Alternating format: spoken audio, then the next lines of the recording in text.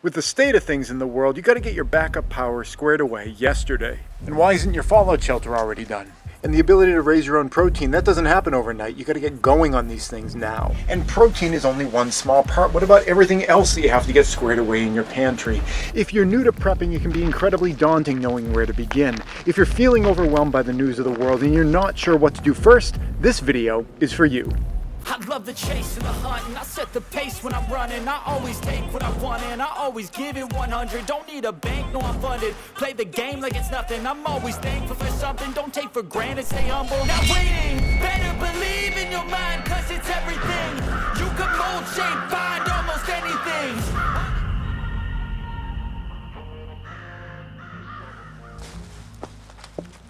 Today's topic is not one that I tend to have a particularly big issue with myself, but I know a lot of people have a problem with this, and it's something that it's facing me a little bit even right now. Before we get into today's topic though, and this is related to it, I'm starting to fill up the firewood shed again. We may still have some heating days. In fact, we're probably going to cook our dinner using fire in our wood stove today, but we're getting to the end. You can see there's an open area here from what we used this year. I think we probably used about 1.5 cords of wood, maybe somewhere between 1 cord and 1.5 cords. And pretty soon it's going to be time to start filling this place up. I can start putting some things over in the corner, and the idea is that next year we'll start grabbing firewood from the other side. That's the driest stuff over there, and when this is stacked with the wet stuff, we'll work our way that way, and we won't get this. We won't get to hit this until the end of next year, or more likely the year following, because I never make it all the way through the woodshed. Anyway, let's see how easy this one is to get through. This one, I think it's going to be a pretty easy one. They split easier when they're drier. This one's not dry, but it's splitting pretty easy. So we'll just get through this, and then I want to talk about what is a problem that I think vexes a lot of people when it comes to preparedness. And like I said, I'm feeling a little bit of this right now, and it relates to what I'm doing right here. One more hit. There we go. Those are good sized logs. It's a little shorter than I need it for my wood stove. I can get probably about that long in my wood stove, so shorter piece. So I'll throw that up in there. What I want to talk about in this video is feeling overwhelmed.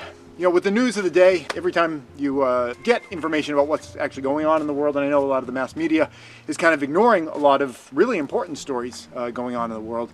But when you turn to your trusty fear porn channels here on YouTube, my favorite is Canadian Preppers, and I joke about fear porn. You guys who know my channel know that I love his channel. The great thing about Canadian Preppers channel is that he sifts through all the awful news and aggregates it and puts it into a tight package.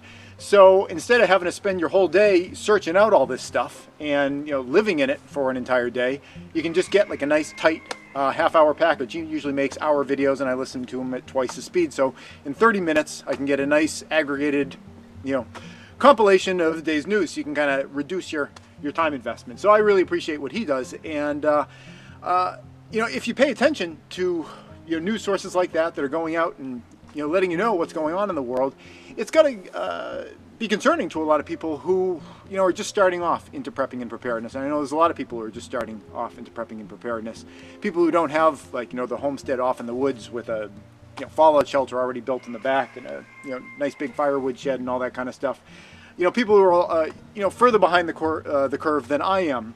But even myself, I can get into a situation where I'm feeling like there's just so much to do, and you almost don't know where to start. If you're just starting off in prepping and preparedness, it can be difficult because there's just so much of it. If you're looking at like the threat of nuclear war, there's so much work that goes into putting together some kind of a shelter, but why even bother with a shelter? Because if you don't have food to go into your shelter, what's the point of even having a shelter if you're going to starve to death once you're in there? So you really need to focus on food, but forget about all that, because if you don't have water storage and you don't have the ability to purify water, you're not even going to last 3 days, and you won't even get a chance to eat all that food. So it can be really a situation that can be daunting to a lot of people, and you almost don't know where to start.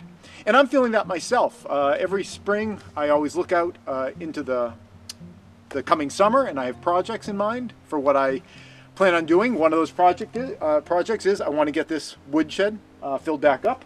on that side, get that all stacked full of wet wood so we can start drying. Another project is probably suggested by the fact that the door over there is like, what is that, 6 feet up off the ground. This door here has a nice set of stairs going up to it. I say nice comparatively compared to what I was using in the past, which was just a pallet leaned up against here that I went up in and out with. Over there's not really any way to get in there. So one of my projects for this year is to build a deck surface right here. It's going to come off about, I think I was thinking like 15 feet or so, be the full width. That's bigger than I need. All I really need is a walkway, but I was thinking, if you're going to build a walkway, you may as well make it a little bit wider, get kind of a deck surface out of it, and anyway, that's my plan. Got to fill that up, got to build a deck off of this. Other projects that I've got kicking around, my house. I've been a little bit disappointed with the performance of the exterior stain that I put on my house, and I'm thinking, it's only been a couple of years since I built the place, but it already looks like I got to pressure wash a lot of that off and give it a new coat of seal on there, and it's got me wondering, maybe I just want to stop messing with the idea of wood siding and seal. And maybe I just want to go with a nice stucco finish on the whole house. That would make it so that it was a lot more durable. It wouldn't get water damage and UV damage up on there. Also, while this isn't presently any kind of an issue that we really deal with here in my area of New England, the idea of potential wildfires coming through. If you have a house that's all covered in nice dry wooden boards, it's a lot easier to light your house on fire than if you have like a stucco side of your house. So I'm also kind of thinking, maybe this is a summer that I want to just put up some wire lath all over the house. There'd be a moisture barrier, then some wire lath, and then get some stucco work going on over all that kind of stuff. I've got a hydroelectric project that I want to work on. We've got a little stream over here. I want to divert some of that and get some hydropower up to the house. We've got 6,000 watts of solar panels on the roof. Today it's not super sunny, and we're just getting about enough power to kind of make it through the day. We can kind of just about break even on a day like today, but some days it gets really, really dark. And sometimes you get a snowstorm coming through, and I'd love to have another source of power so I don't automatically always have to go up and clear snow off the roof. And if you have a bunch of dark days, we can go back onto the power grid if we want. We can flip on and off the grid as we choose, but I'd love to be able to do that less. And we've got a situation down in our valley here where I think we can collect some hydroelectric power. So that's another thing that I'm thinking, well, is that something I want to do this summer? You can hear in the background the screaming of the roosters back there. They are in what I think is a pretty large run area. The chickens, they have a coop that's like their home where they live at night, and their run is like the place where they kind of go around. And ours is a protected run with some fences around it. We've got foxes and things in the area. They've gotten a couple of our chickens before we had them in a run, so we got them in the run, and sometimes they're flying out of the run. And I think part of it is because it's too small. We got 2 roosters, and they kind of quarrel with each other, not to a point where they're hurting each other, but one chases the other out. And I think if I dramatically expanded their run, it would do 2 things. One, they'd stop jumping out of the run and risking their lives with the foxes that they aren't aware of, but they'll find out at some point that there's a fox out here. And the other thing is the run space that they have, they're just completely destroying all the grass and vegetation in there. And again, I think if I expand it out, make it much bigger, get up into the forest where there's some leaf cover, they can dig through those leaves. It'll make their life happier. They'll be doing less damage to the ground. The grass can actually grow back, and then they'll be able to eat that grass, and it'll just be a altogether better situation. So those, at this point, are the projects that I want to do for this summer. And any one of those projects would be totally manageable. I mean, no big deal building a deck. No big deal filling this thing up. No big deal. Well, it's still going to be challenging making the hydroelectric situation, but any one of these things wouldn't be any big deal. But you want to do so many things all at once, and I know a lot of people are feeling that with prepping and preparedness. So what do you do about that? Well, I've faced this a number of times in my life. When I was building my house over here, it is constantly a situation where, do I work on this? Do I work on that? Do I want to work on this to get this thing done because it's a problem that, this wall's not here or that floor is not there? Or do I want to, get the roof on because everything's getting wet? Or do I want to do this? Do I want to do that? And it can be really daunting. Where do you start? Do you build your fallout shelter? Do you get your food storage? Do you get your water? Do you try to just jump around between all of them and, not really focus on any one of them? It really depends on the situation, but the critical thing is do something. If you're feeling daunted and you're feeling like there's just too much to do, just pick something and just kind of get going at it. Chopping up this firewood, it's going to accomplish a couple things for me. One is I need to chop firewood for next year. I can start getting it in there. The other thing is that the firewood logs are piled up over here and they're kind of in the way of building the deck. So it's kind of two birds with one stone to do this. And it's also physical work, physical activity. So I'm getting some exercise, which that is the forgotten prep that everybody always forgets to focus on. You know, people are always about like beans, bullets, Band-Aids and everything like that. But you know, if you don't have the physical ability to utilize any of your preps, if you've got like the best you know, bug out or inch pack that you know could possibly be devised, but you don't have the physical ability to like throw that on your back and go off and hike somewhere, you know, physical fitness is a really important thing too. And not only is it important for, you know, your health and your ability to implement preps and, you know, protect yourself and your family, also it's a good way of kind of calming your mind, zenning out, and de-overwhelming yourself when you're in one of these situations. So whenever I'm in one of these situations, I just try to think to myself, not necessarily what is the best thing that I could do right now, fallout shelter, food, water, whatever other preps you're thinking about.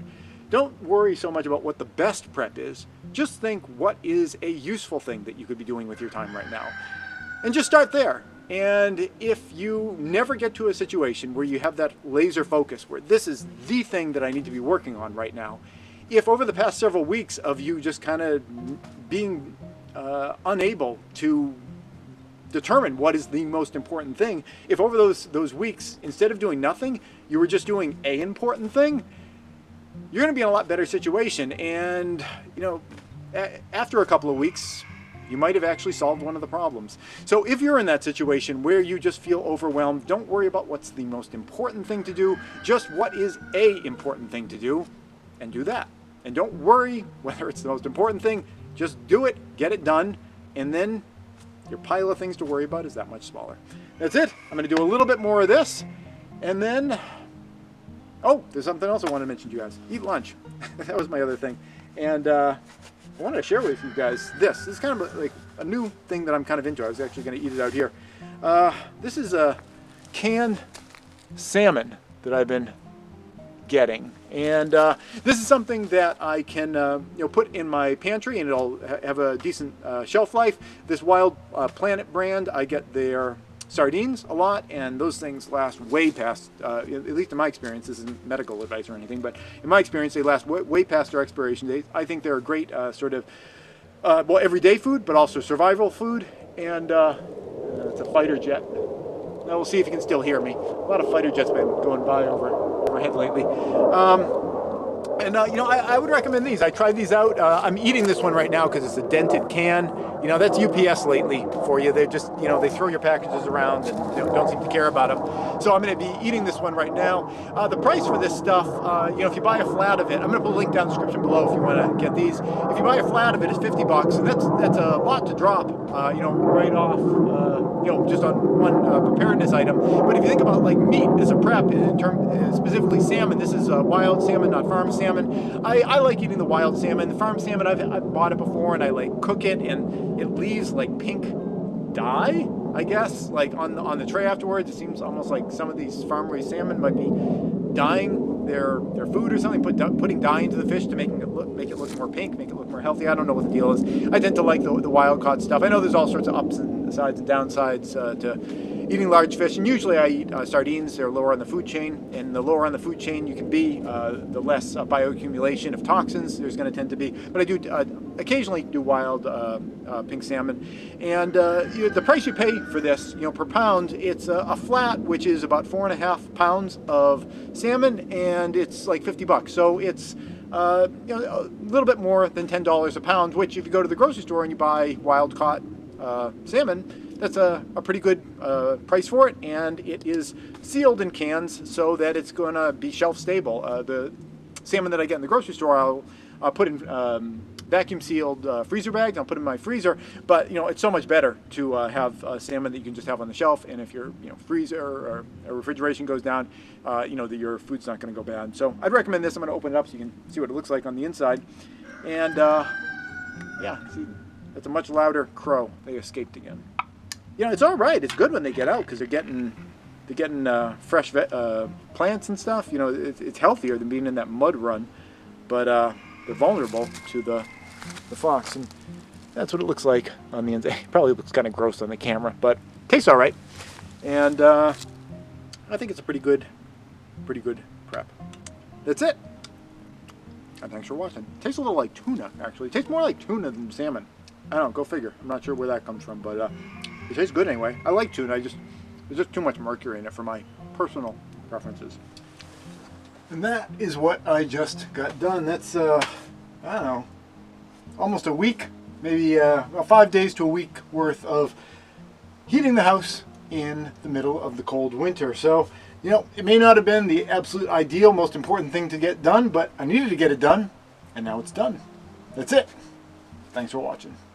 Hey YouTube preppers, if you enjoyed this video, here's another that I think you might like. But before you click on it, I wanted to take a moment to thank all the people you see on the right-hand side of your screen. They help to support all the work that I do here over at patreon.com. If you'd like to join them and get your name added to the list, the link's below.